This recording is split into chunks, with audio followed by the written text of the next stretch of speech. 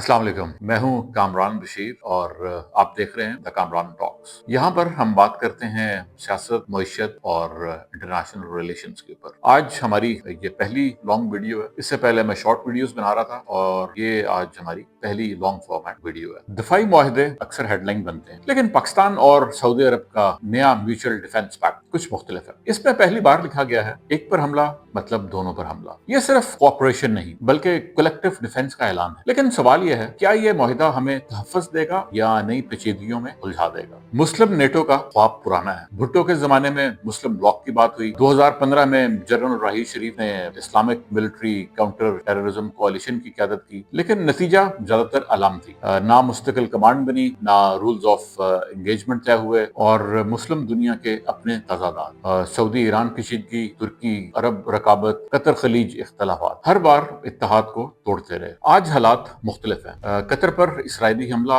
America का पीछे हटना, इन सब ने सऊदी अरब को मजबूर किया कि वो सोचे कि सिर्फ वाशिंगटन पर भरोसा खतरनाक है। पाकिस्तान यहाँ नेचुरल पार्टनर है, बैटल टेस्टेड फौज है, मिसाइल और न्यूक्लियर डेटरेंस और स्विफ्ट रिस्पॉन्स कैपेसिटी, जबकि सऊदी अरब के पास सरमाया और वसाइल, यानी वही पुराना फॉर्मूला, सिक्योरिटी फॉर कैपिटल, मगर इस बार एक नए रीजनल कॉन्टेक्स्ट। लेकिन ये मुआहिदा कई बड़े सवाल भी खड़े करता है। क्या ये पार्लियामेंट में डिस्कस हुआ? क्या अवाम को एतमाद में लिया गया? नहीं। अगर भारत हमला करे तो क्या सऊदी अरब दिल्ली के साथ अपने ताल्लुकात कुर्बान करेगा? अगर इसराइल किसी सऊदी एसेट को निशाना बनाएगा तो क्या पाकिस्तान फौरन रिटेलिएट करेगा? अगर करेगा तो किस सतह पर करेगा? Missile defence, air defence, ground troop, और अगर सऊदी ईरान कॉन्फ्लिक्ट बढ़ होगा तो क्या पाकिस्तान ऑटोमेटिकली इसमें खिंचा जाएगा? ये सब अनआंसर्ड क्वेश्चंस हैं और यही इस मुआहिदे का असल इम्तिहान भी है। कतर पर इसराइली हमला यूएन चार्टर के आर्टिकल 2.4 की खिलाफ वर्जी था, लेकिन आर्टिकल 51 हर रियासत को सेल्फ डिफेंस का हक देता है और आर्टिकल 52 रीजनल अरेंजमेंट्स को एनकरेज करता है। यानी अगर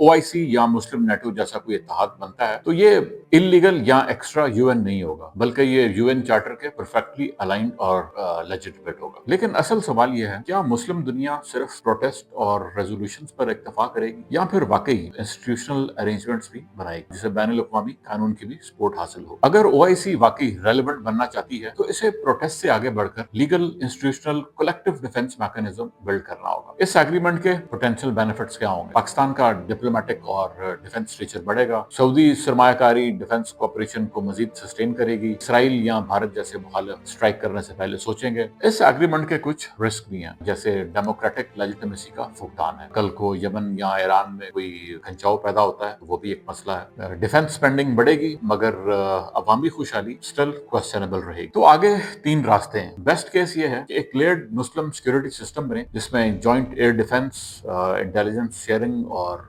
नेवल पेट्रोल्स हो, और इसमें पाकिस्तान को मुआशी और दिफाई फायदा भी होगा। मिडिल केस ये है कि कुछ जॉइंट एक्सरसाइजेज हों और सिंबॉलिक बयानात हों, सब्सटेंस कम हो और सिंबलिज्म ज्यादा हो। वर्स्ट केस ये है कि जब क्राइसिस आए तो सब पीछे हट जाएं और पाकिस्तान मुश्किल में फंस जाए। तो सवाल यही है, क्या ये मुआहिदा पाकिस्तान के लिए ढाल है या जंजीर? मुस्लिम नेटो एक स्लोगन नहीं, एक निज़ाम है, और सबसे बढ़कर वसाइल, अदारे और एतमाद के बगैर ये ख्वाब फिर से बिखर जाएगा। लेकिन अगर इस बार वाकई इंस्टीट्यूशन बिल्ड हुआ और ओआईसी टेस्ट से आगे बढ़कर कलेक्टिव सिक्योरिटी को कानून के दायरे में ले आई तो ये मुआहिदा सिर्फ एक मुआहिदा नहीं बल्कि तारीख का एक मोड़ साबित हो सकता है। अगर आपको ये तज्जिया इंसाइटफुल लगा तो द कामरान टॉक्स को सब्सक्राइब करें और अपनी राय कमेंट्स में जरूर दें, क्योंकि सवाल उठाना ही तब्दीली की तरफ पहला कदम है। बहुत शुक्रिया।